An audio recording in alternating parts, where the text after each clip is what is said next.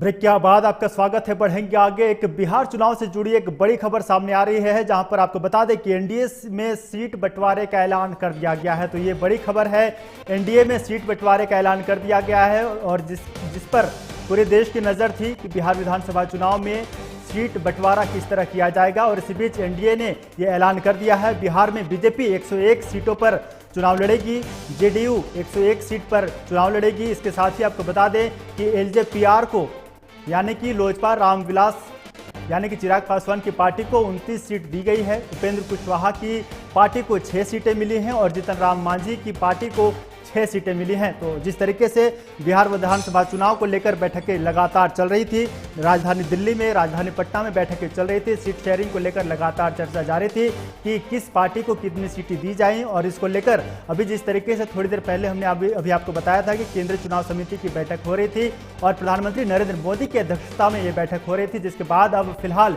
NDA ने अपनी seat sharing का जो फॉर्मूला था वो तय कर दिया है। और जिस तरीके से कहा जा रहा है कि बीजेपी 101 सीट पर चुनाव लड़ेगी, जेडीयू यानी कि नीतीश कुमार की पार्टी जेडीयू को 101 सीटें दी गई हैं। वहीं पर चिराग पासवान की पार्टी एलजेपीआर यानी कि लोक जनशक्ति पार्टी रामविलास को 29 सीटें दी गई हैं। वहीं पर जीतन राम मांझी की हम यानी कि हिंदुस्तानी आवाम मोर्चा को 6 सीटें दी गई हैं।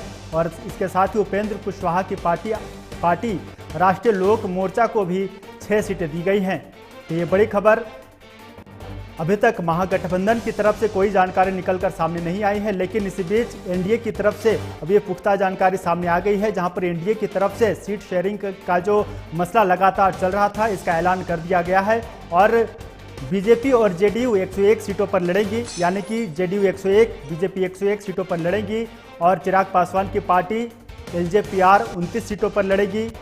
हिंदुस्तानी आवाम मोर्चा यानी कि जीतन राम मांझी की पार्टी 6 सीटों पर लड़ेंगी। वहीं पर उपेंद्र कुशवाहा की पार्टी राष्ट्रीय लोक मोर्चा को भी 6 सीटें दी गई हैं। तो ये बड़ी खबर, एनडीए सीट शेयरिंग का फॉर्मूला तय हो गया है। एलजेपीआर को 29 सीट पर बिहार विधानसभा चुनाव लड़ेगी, यानी कि 29 सीटों पर चिराग पासवान की पार्टी अपनी प्रत्याशी उतारेगी, उपेंद्र कुशवाहा की पार्टी 6 सीटों पर अपनी प्रत्याशी उतारेंगी और जीतन राम मांझी की पार्टी हिंदुस्तानी आवाम मोर्चा 6 सीटों पर अपने उम्मीदवार उतारेंगी।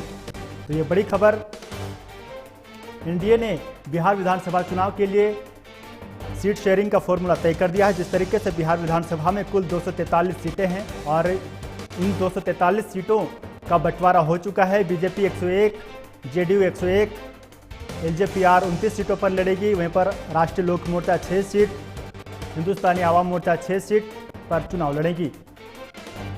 तो देखिए, बिहार विधानसभा चुनाव की तारीखों का ऐलान होते ही लगातार बैठकों का दौर जारी था और जिस तरीके से पहले चरण के तहत जो चुनाव होना है उसका जो नामांकन भी शुरू हो चुका है। और इसी बीच एनडीए की बैठक चल रही थी, केंद्रीय चुनाव समिति की बैठक चल रही थी और इस बैठक में बड़ा फैसला लिया गया।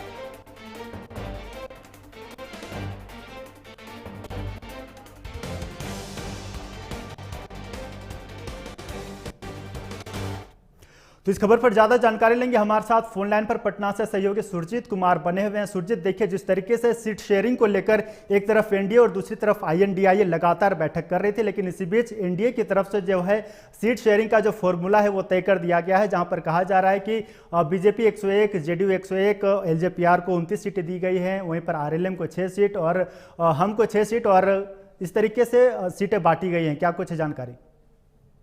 जी आकाश, बिल्कुल जिस तरीके से यहाँ पे बिहार में चुनावी तारीख का ऐलान हो गया है और उसके बाद जो है लगातार सीटों के बंटवारे के लिए बैठक तय की जाती है। यहाँ पे एनडीए की तरफ से सीटों का जो फार्मूला तय हो गया है और इसकी औपचारिक घोषणा होनी अभी बाकी है। वहीं अगर दूसरी तरफ इंडी गठबंधन की बात करें तो इंडी गठबंधन में अभी तक सीटों का बंटवारा फाइनल नहीं हुआ है और यहाँ पे अभी कई सारे ऐसे पेच जो है वो फंसते हुए नजर आ रहे हैं, जहाँ पे कि मुकेश सहनी यहाँ पे लगातार कहते आ रहे हैं कि उनको 40 सीट से कम में कोई समझौता नहीं करना है और अगर उनको 40 सीटें नहीं मिली तो वो अलग से भी यहाँ पे चुनाव लड़ सकते हैं। और जैसा कि पिछले बार विधानसभा चुनाव में हमने देखा था कि वहाँ पे मौर्य लोक में प्रेस कॉन्फ्रेंस के दौरान मुकेश सहनी सीट सीट से उठ के आ गए थे और उन्होंने कहा था कि तेजस्वी यादव ने हमारे पीठ में छुरा मारने का काम किया है और उसके बाद वो एनडीए का हिस्सा बन गए थे। तो वैसी ही कमोबेश की स्थिति अभी यहाँ पे इंडी गठबंधन की तरफ से बनी हुई है, लेकिन यहाँ पे